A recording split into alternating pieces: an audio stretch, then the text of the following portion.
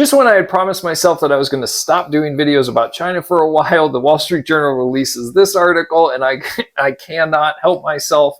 Just this week, a friend asked me, because he watches a lot of my videos, do I think China is going to come out of this? Do I think they're going to get supplanted by some other company as the world's factory floor? And I said, honestly, India, there are some other places that will probably eventually overshadow China. But no, I think for a while, I think China is actually going to come out of it. And they said, why, how do you think they're going to do that? I said, well, I think it's going to become obvious that they're going to have to move even more towards a free market. Really, in many ways, China does have aspects of a free market.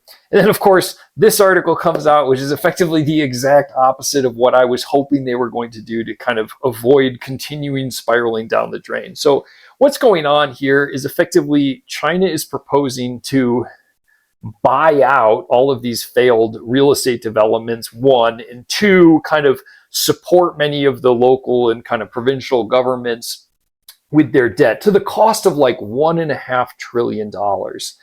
And there's a lot in it. I will link this article below.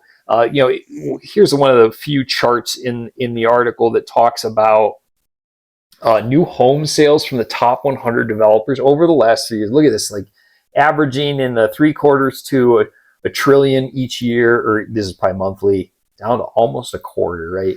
They're going through a really tough time. Real estate collapsing, stock market's down 50%. Sound familiar? It should. It sounds a lot like the 2008 global financial crisis, at least here in the US. So I want to take the opportunity here to talk about government's roles in free market economies, specifically when they're going through problems. So if you talk to modern economists, there's generally two things that they will agree on that I want to talk about. The first is that you cannot have a robust free market economy without a strong, influential government.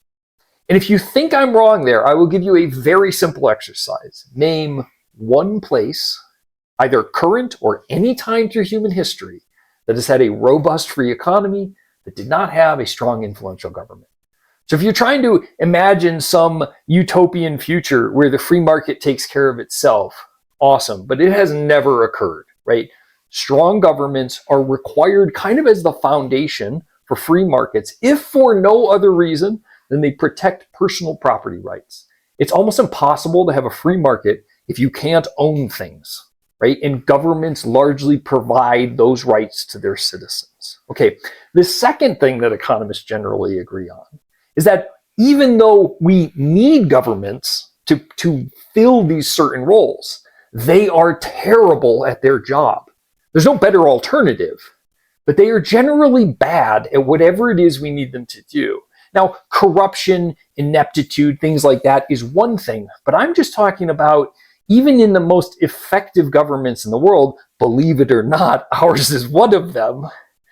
The policies and the organizations that they create, they just never get it right because it's very hard to influence things in the economy. Your incentives tend to have unintended consequences. So even though we need governments, they're bad at what they do. So now let's talk about when an economy starts to collapse.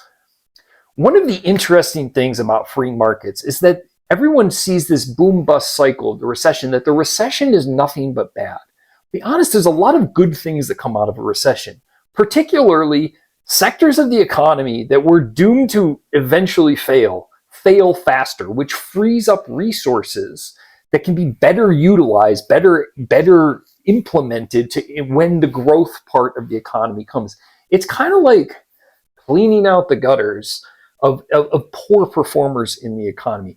For example, like a year and a half ago when we went through the banking crisis of kind of early 2023, a lot of people were saying several of those banks that went under, they should have gone under. They weren't competitive. They were doing squirrely things, and they really, it's not necessarily a drag on the economy when we kind of clean out the system.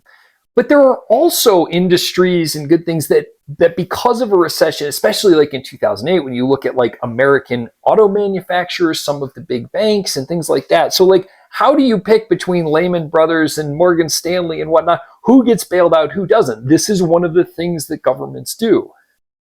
Arguably, they do it very terribly but it is an important role. We've kind of seen over recessions of the last 30 to 40 years that if you just let it all go to seed in the hopes that the bad actors will die off, there's plenty of good actors that go with them, right? And generally, we can come out of a recession better if there is some response from the government to attempt to stimulate the economy to get, kind of back growing out of that recession.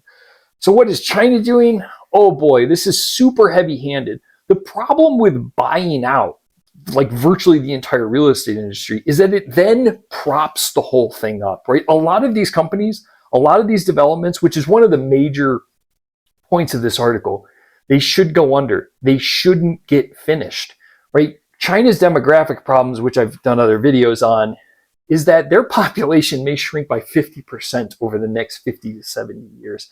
They do not need all of this housing. And many of the government initiatives to spur growth to get this built has now created a real estate market that is unsustainable, right? They are going to buy all of these and turn them into low-income housing, which they do need, but at a tremendous loss, right? If it was not a loss, then they would not need to be bailed out, right? If they could buy these and then turn around at a profit and rent them or sell them, then the private companies that are doing it now would just keep doing it. So it's understandably at a loss. And it could be really, really nasty. This could have not only not the consequences of getting it turned around, it could have the consequences of propping up an industry that should be failing right now. So I have done lots of videos on China. This is the most recent, which talks about, kind of this whole collapse that they're going through right now. And then that leads to another one about demographics. I hope this has been informative, and I will talk to you soon.